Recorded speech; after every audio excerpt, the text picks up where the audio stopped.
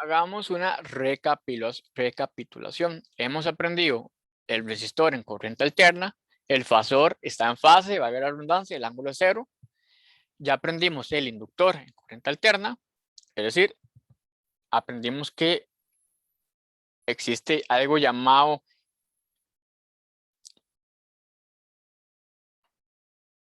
reactancia inductiva que actúa como una especie de resistencia. Vimos que el fasor del inductor está desfasado a 90 grados. Por último, vamos a ver el último elemento del circuito, que es los capacitores. Entonces, vean, vamos a asumir que la dirección de corriente es en sentido contrario, es decir, la corriente va a fluir en sentido contrario.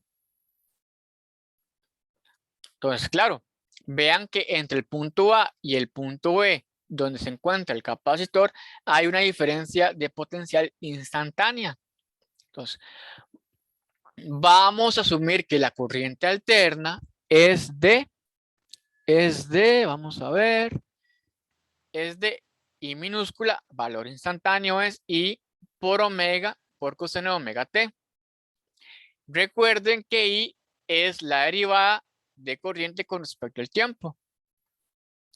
Por tanto, vean que tengo que, si yo despejo dQ de t, tengo dQ es igual a I por coseno de omega t por dt. Si yo a ambos lados integro, vean que tengo la integral de coseno. Ustedes saben que la integral de coseno es el seno por este factor de omega.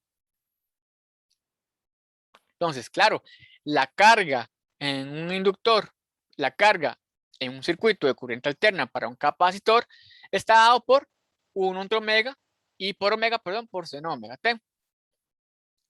Y recuerden que capacitancia es carga entre voltaje.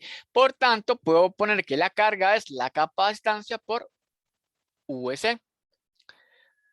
Por tanto, yo sé que el voltaje instantáneo minúscula sería la carga entre la capacitancia.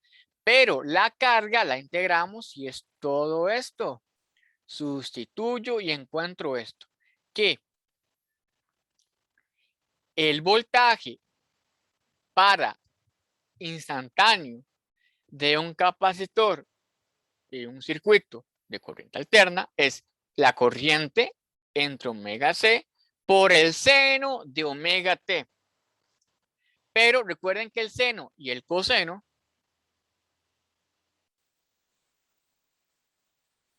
están en desfase. Aquí me dio por dicha positivo, entonces yo puedo transformar por identidad trigonométrica seno de omega t es coseno de omega t menos 90 grados.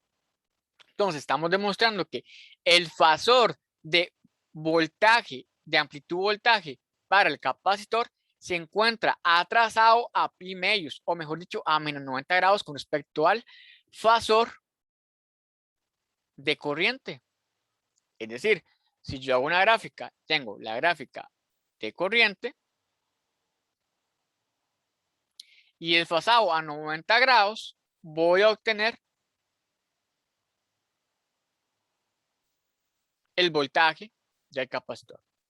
Ahora, vamos a tratar de hacer una especie de ley de Ohm para un capacitor en un circuito de corriente alterna. Vean que estamos teniendo que el voltaje instantáneo, Vs minúscula es 1 entre omega c por el coseno de omega t menos 90. Entonces, recuerden que toda función de onda yo la puedo transformar como el valor por una amplitud por la función sinusoidal. Por tanto, sea Vs mayúscula la corriente entre 1 entre omega c, perdón. 1 entre omega c. Por tanto, yo puedo definir lo siguiente. Yo puedo decir, ah, mira,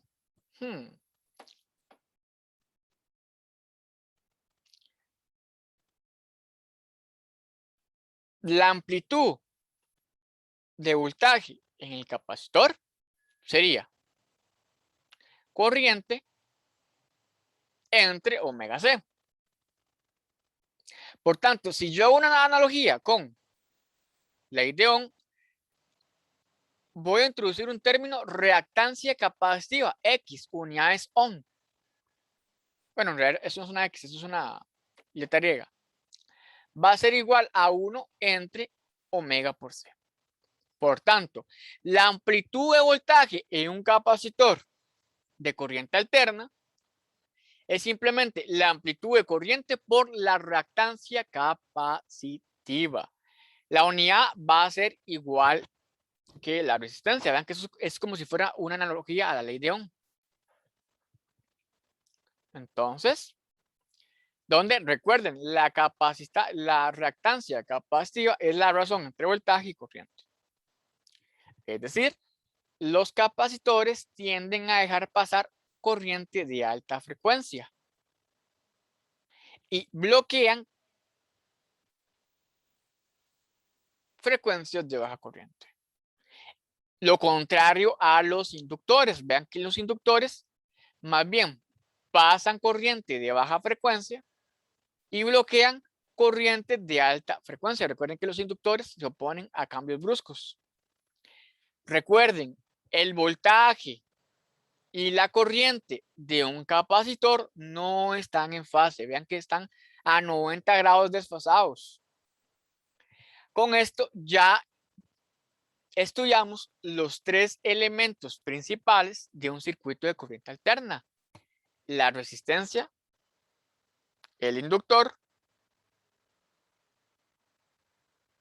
y el capacitor. Vean que los tres elementos del circuito, las amplitudes de voltaje, o sea, amplitud de voltaje para resistencia, amplitud de voltaje para capacitancia, amplitud de voltaje para el inductor, vean que todos tienen una ley de Ohm o un análogo de la ley de Ohm. Además, para los inductores y los capacitores, introdujimos dos términos que actúan como si fueran resistencias. En el caso del inductor sería la reactancia inductiva y para el capacitor la reactancia inductiva. Entonces vamos a hacer un ejemplo para poder masticar más la materia. Ejemplo 31,3.